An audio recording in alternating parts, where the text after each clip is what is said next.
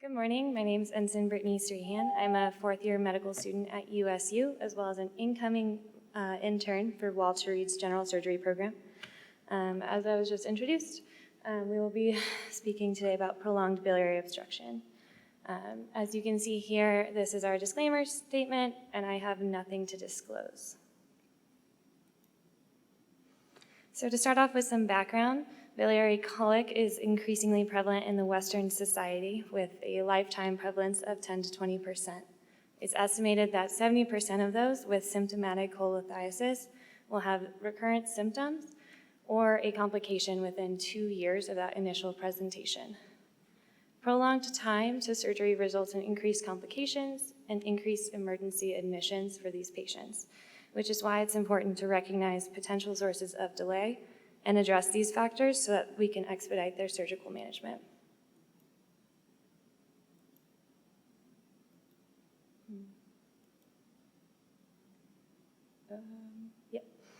So the main objective of this study was to examine current referral patterns and identify sources of delay in the surgical management of biliary colic. Our study was performed as a retrospective case control, where we started out by querying all adult patients who underwent a cholecystectomy at Walter Reed from 2015 to 2019.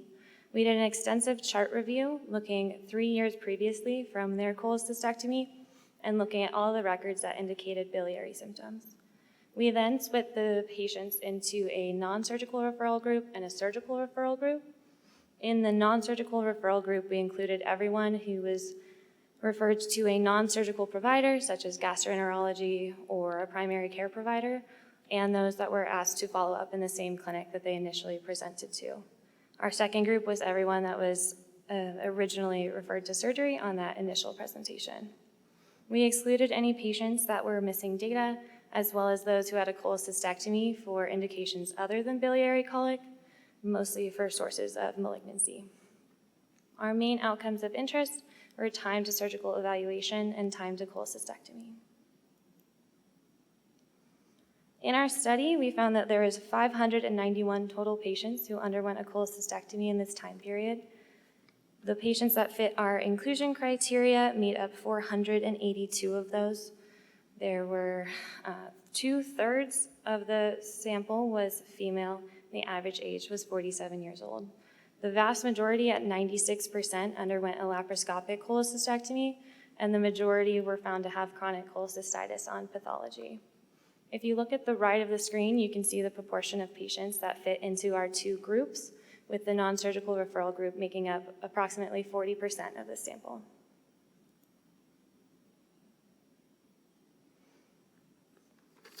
When we looked at where these patients were initially evaluated from, we found that those in the non-surgical referral group, shown in the right side here in red, majority of them were seen in primary care when they first missed that initial referral to surgery. And then that was closely followed by the emergency department, outside hospital referrals, as well as GI and a few other specialties.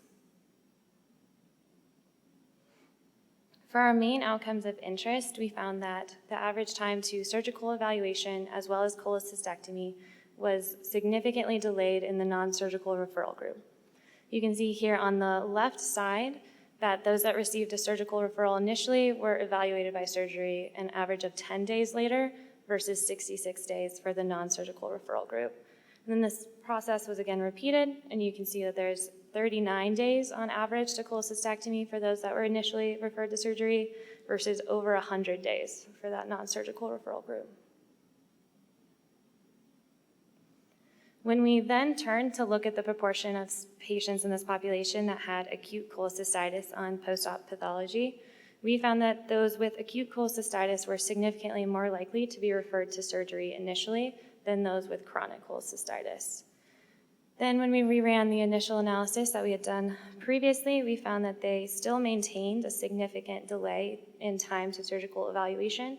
They did not receive a surgical referral initially. However, the difference was gone when looking at the total time to OR. This is interesting because it indicates that these patients were likely admitted emergently.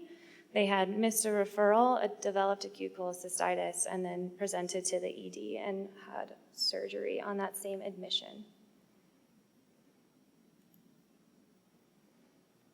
So in conclusion, our study showed that definitive surgical management of cholecystitis was significantly delayed if patients were referred to non-surgical providers for additional workup rather than to surgery at that initial evaluation. These delays can lead to prolonged discomfort, repeated evaluations, increased complications, increased conversions from laparoscopic to open approaches, and prolonged hospitalizations. These conclusions have led to the development of ongoing QI projects in order to optimize the referral process and prevent unnecessary delays in the surgical management of cholecystitis.